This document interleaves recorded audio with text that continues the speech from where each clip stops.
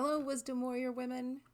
Welcome to our time together through video. I'm getting in touch with you here from Pueblo, Colorado, and it is a bit chilly today.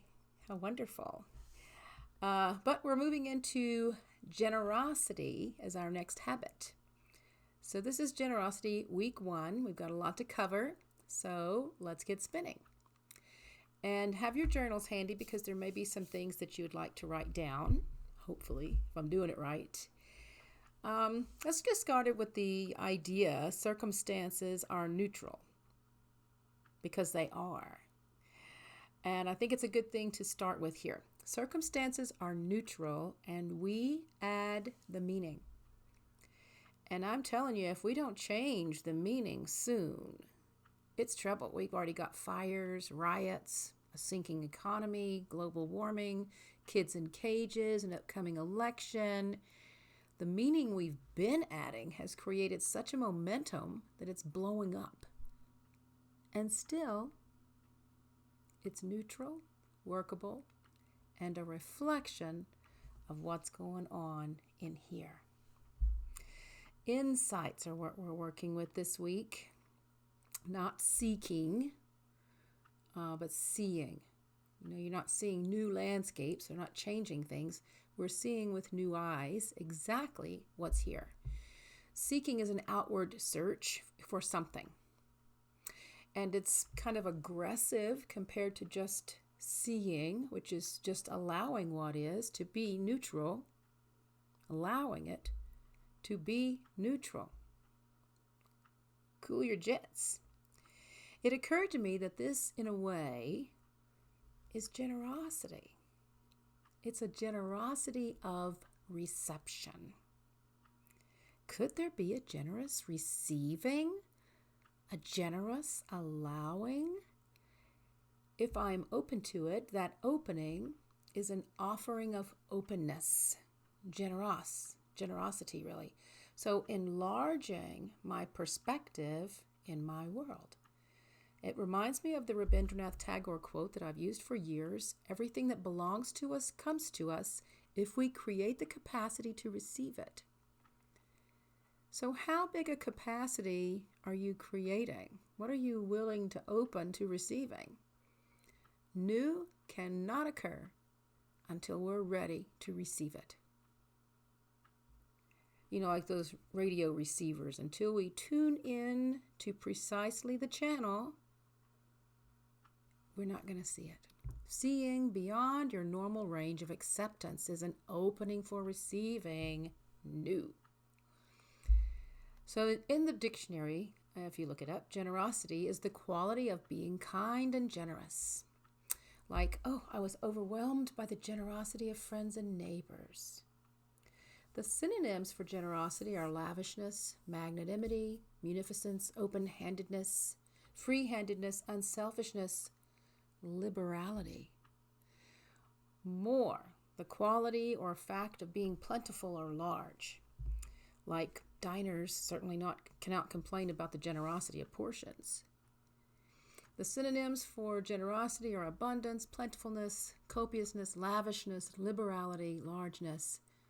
So we've been looking into different ways of habiting the new and somehow folding it into our old habits. That's what the whole gist of this year is. There is a skill in receiving, and we're going to add it to our skill set. And that skill in receiving comes through appreciation. We are creating capacities of receiving by moving into a fuller use of the quality of appreciation. Because what you appreciate appreciates. In a book by Chogyam Trungpa, who started Shambhala, the book's called Cutting Through Spiritual Materialism, he says that we are fundamentally rich. It's like we say, we're already whole, right? And that compassion is the ultimate attitude of wealth. There's plenty of what you are to allow out. Plenty is part of the new paradigm. From scarcity, not enough, to plenty. What we're calling wealth, I use a W and H in parentheses, so it's wealth, and health. Wholeness, nothing missing. We've already been experiencing the scarcity, and new will not include that. Won't. So opening and allowing this rich essence we are out through compassion grows an enlarging wealth of it. An enlarging wealth of our rich essence. So by opening out, like that video we watched of the house opening out, we are creating that capacity to receive wealth and wholeness. Everyone receives it as we all open and allow. And as you open and allow this wealth to come through you, who receives it first? You. So how do you know if you're doing it? Check your feelings. Check your feelings. So, what this might look like for you, you can write these down in your journal. You're doing for others, doing for others, doing for others, doing for others, or I'm not doing for those others. We have to be selective. We only have so much time. Ask yourself, do I exist? And what is being done for me? And then just begin looking around. When you see what's being done for you, you are fed, you appreciate, and you thrive. Drink it in with your breath. Even if you're late on paying a bill, aren't you a lucky ducky if your stuff's still on? Because they're trusting you to pay it. They're trusting you to pay it. The agreement was you'd pay it by a certain day. It's very generous of them to allow you to have a day when you broke the agreement out of circumstances, had to happen. We have many things to be grateful for. After the big fires at Shambhala, I can be grateful that my house is not burning down. Many people's houses burned down. Sad. But there are so many things that aren't so dramatic that we skim over. So we're moving out of the thinking of everybody else is getting more than I'm getting, because it's simply not true when you look around for what all you have to appreciate. That's fake news. The fact that people are getting more than you is a hoax. So the people I'm helping aren't necessarily the ones who will give my help to me. The people who give to me are not necessarily the ones who will receive from me. This is a constant paying forward. You give to be giving. Generosity needs no specific receiver. You give because you're kind. You're a kind person. You're giving. You're generous. And it takes practice of intention and alertness. So we're moving from the old paradigm. You've heard this over and over again. Never has it become more evident. We've been working at this idea for a long time, and with COVID, it's become quite clear that we are moving to new. Now, the old paradigm included top-down leadership, either or, the whole binary system. And the new one is both and, community, self-leadership. We don't need the top to tell us, to require it of us. We don't need the top to require us to help each other out and give us the limits of what that means. Or to treat ourselves. I had to treat myself yesterday. We are tending and befriending. We are in the midst of a revolution through revelation. A new way of seeing, new understanding. It's turning the wheels of me and we. Something's doing it. Some call it spirit, some call it life, time, I don't know, but we're right now bridging into the new. And helping us to move from the old to the new, we must be willing to lose the judgment, assumptions, opinions of the old way. Fear that, love that, don't do that. That's weird. So it's dumb. To remain the same would be closed to anything that wasn't that. It's a kind of collecting, protecting, ensuring sameness. The old way is habitual, so it is easy. We can do it without thinking. We've been doing it so long. It's been assumed now that it's natural. We've been doing it so long. And we can't even see when we do it. The word privilege has come into view many times. For instance, white people not realizing how much easier we've got it because we're just thinking that's just the way it is. Not my fault, right? So we're waking up to things in a new way. When you think you've got it figured out, there is no room for insight. There's no opening out. There's no appreciation. Or it's a real struggle because nothing stands out as particularly good, which is the opposite of common thinking, is that everything is bad. Right now, you may be saying to me, but Kathy, it is bad, real bad. And I'm going to say, shut up. Because everything contains its opposite, and what you think upon grows. Also, what you appreciate appreciates. So you have a choice. You are always faced with a choice. Your thought in the moment of seeing something bad and assuming that's the way it is, it's a choice. And right now, the results can be pretty immediate, which is with as much as we've been working on this. You don't have to wait 20 years to see a response from the universe. Try it out. Because the new is here. It's just waiting to be seen. Can you hear it? Can you see it? Even in the midst of the dramatically impossibly hard to believe negativity that's going on, it just is darkness needing light. Okay? So when a big change in the weather's coming, animals can sense it. And they may not be as smart as us, but they can do this. There are doctors who are using dogs to smell cancer in people. We can only create instruments to somehow make up for the fact that we're too smart for our own good. We can't see the forest for the trees.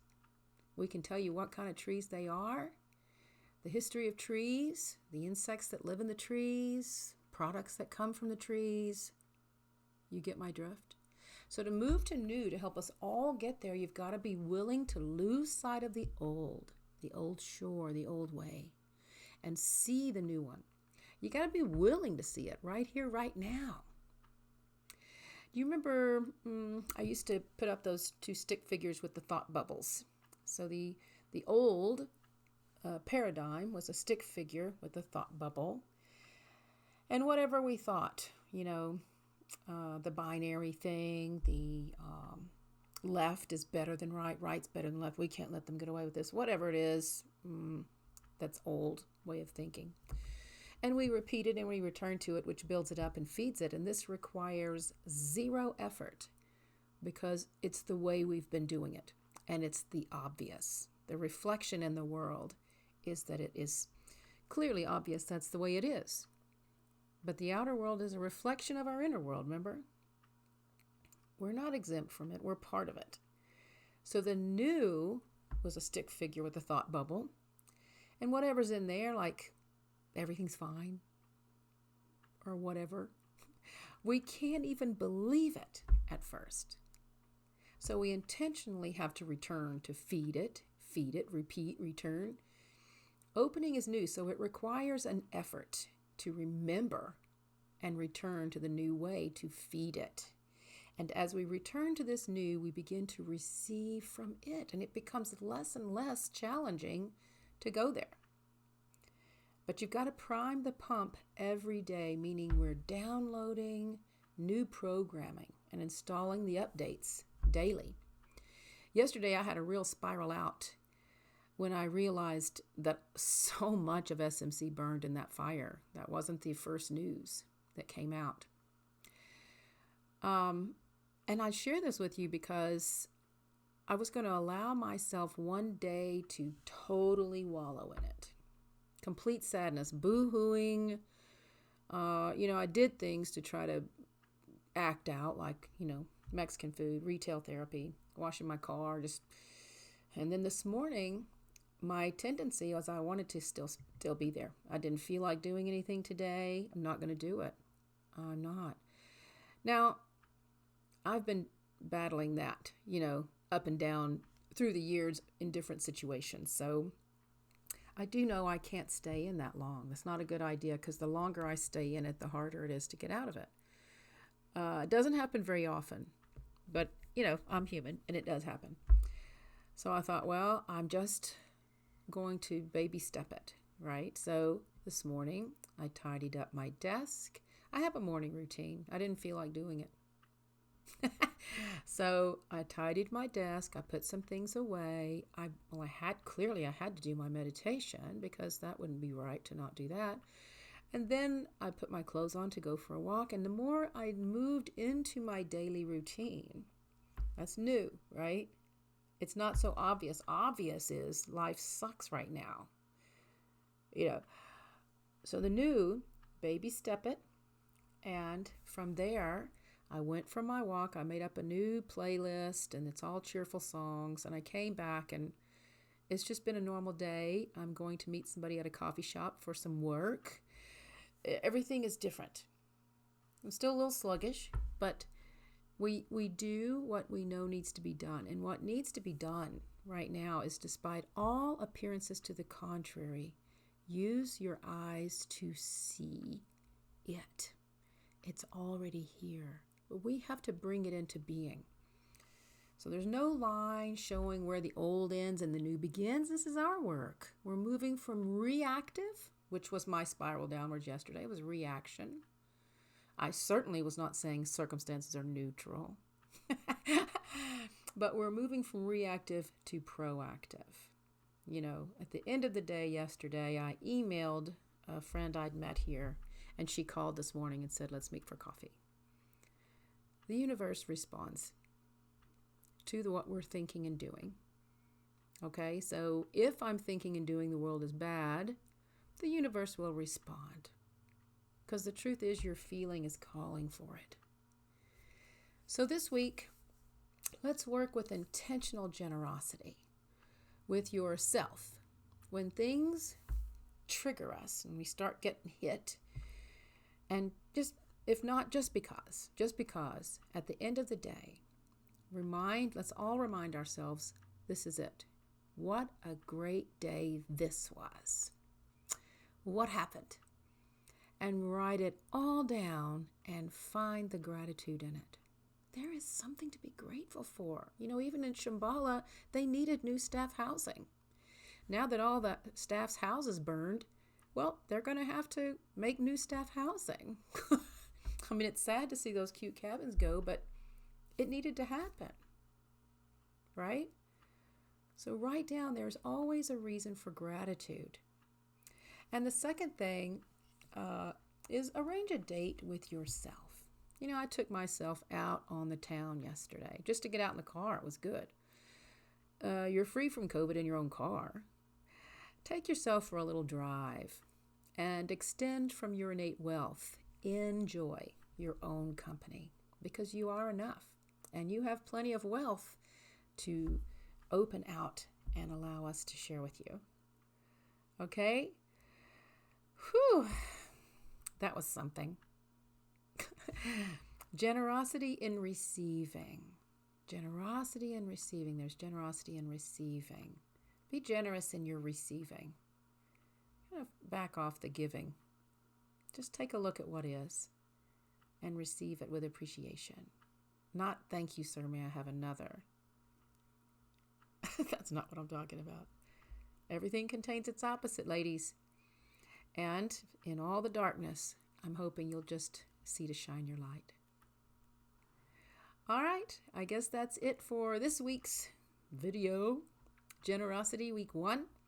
I look forward to seeing you Thursday night on the Zoom call. Okay, big love from Pueblo. Bye-bye.